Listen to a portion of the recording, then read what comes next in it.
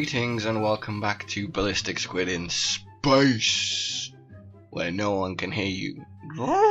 So, what I've done is I've just added a bit more definition to the ship, so now we've got like an actual interior.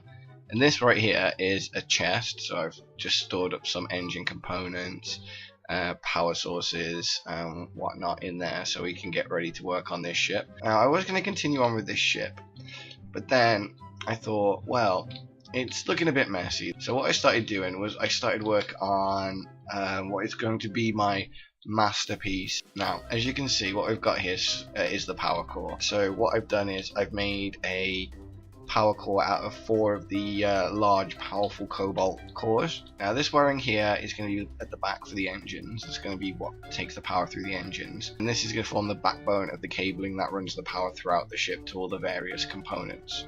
But that's going to be a work in progress. We're going to add to that as I learn more and more by experimenting. I got a bit bored last night while I was mining up resources, and I put together this little beauty. Now I don't have a name for it yet, but I think you'll agree she is, compared to the other one, a bit of a looker. You got the 2 large,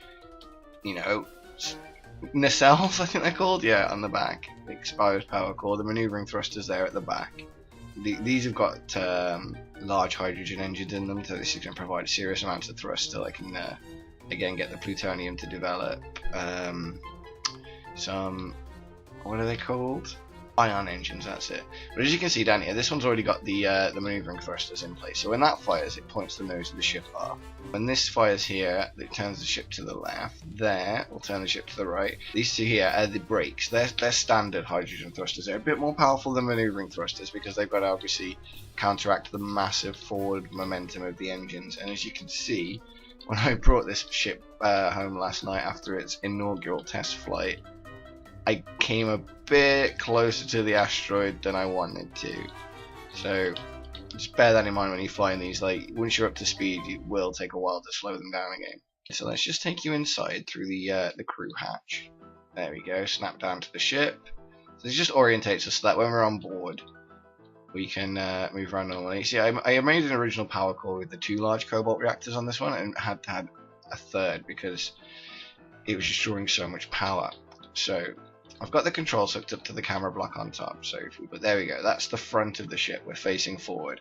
So now if we press A, it turns us to the left, and if we press D, those counteracting thrusters turn us to the right.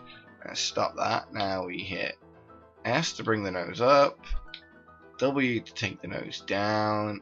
See how slowly it's moving because these are only weak thrusters and the ship is so heavy. It counts the mass of your ship, so a ship with more mass will obviously be harder to move. So what I'm going to try and do is I'm just going to try and bring this ship up to back up to the shipyard, along with the other ones. It's really hard to orientate the camera though because I'm not sure which way I'm facing, and also I forgot to add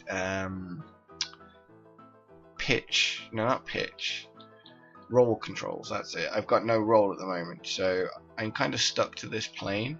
So there we go. Now we're facing that way, so we hit space to accelerate. There we go.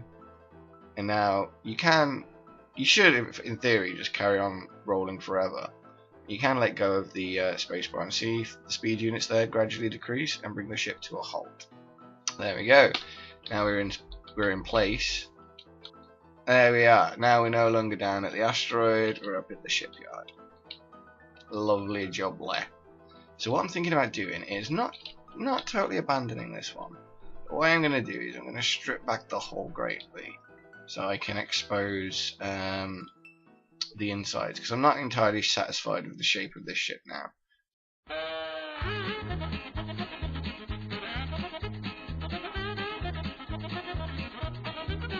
There we go. Okay. Also, I'm going to have to run cabling through, so I'm thinking about removing the middle decking here. There we go. Right. So yeah, that's my ship over there in the distance. Basically, I was using that to jet around, visiting all these different asteroids, because I'm going to use it. Basically, it's a mining ship. I'm going to fill it full of chests and mining equipment, and then go to all the various asteroids and use this as kind of a home base area here. Now we need to run this cabling underneath the generator. So one bit there, one bit there. Because every thruster and every console and etc. it needs to be connected to the power supply in some way. So there we go. Now I left a bit of space here, one block, so I can put my pitch up thruster there, and then I can have pitch down thruster on the top of that. So let's just get those in place. So back to the chest. We want weak hydrogen thrusters because this ship's not really massive, so it shouldn't take too much to move it. Right, so one that way pointing upwards, and there we go. Now see how the cables have gone dark? That's because we're extracting more power than the system's putting out. I'm going to need to tone down the power. Increase the power, which is fine because I've got another generator.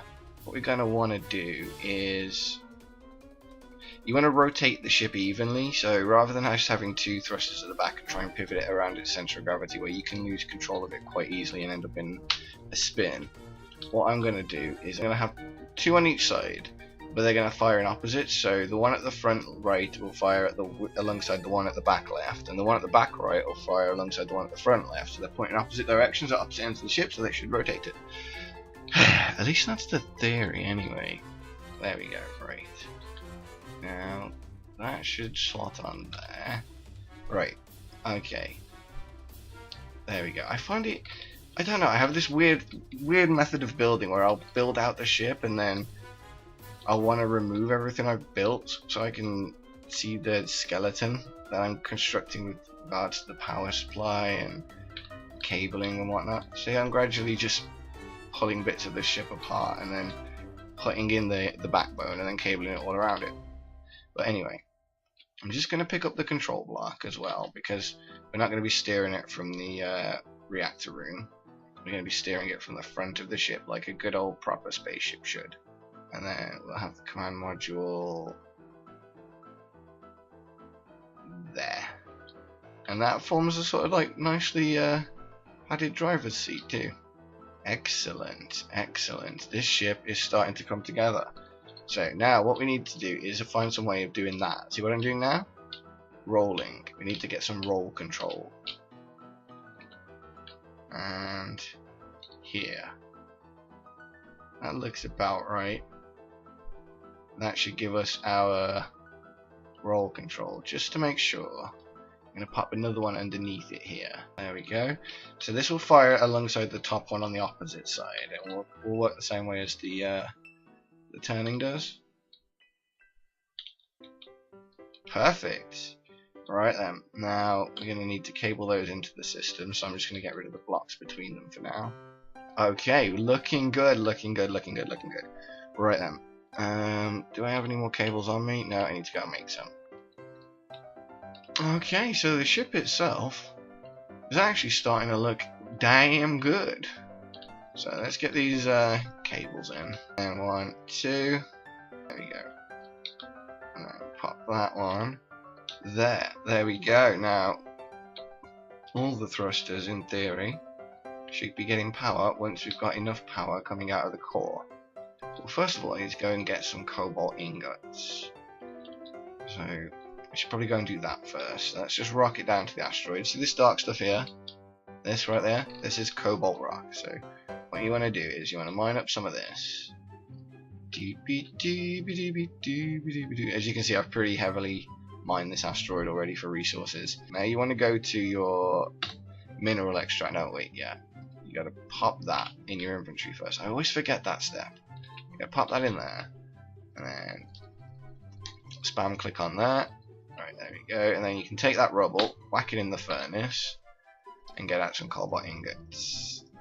There we go. I do like the fact that it's instantaneous. You don't have to wait around like you do on Minecraft. There we go. Right, power. Get one of those. Powerful cobalt block. So now we've got another power core. Okay. So how have we got this set up? I feel there's probably a more efficient way of working these engines at the back. So what I'm going to do is I'm just going to get rid of them for now. Now, what if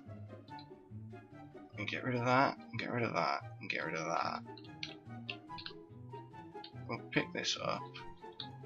Okay, and then we have it there, and the other one can go there. Yes! There we go. You see everything come online? That's what I'm talking about. That's what we want to see. So, I'm guessing what we do is... we don't want to have anything coming directly off the generators, because we want to keep the engineering section secure. So what I'm going to do is, I'm going to just do that, and that, and directly off the end of the block. We have one there, and one. Oh god, the ship's gone dark again. Okay, right, so we take you away. Okay. Okay, so that it's happy with. It's happy with that, right? Okay. So am I. Good. Right, so I'm gonna go mine up some cobalt. As always, I've been BallisticSquid.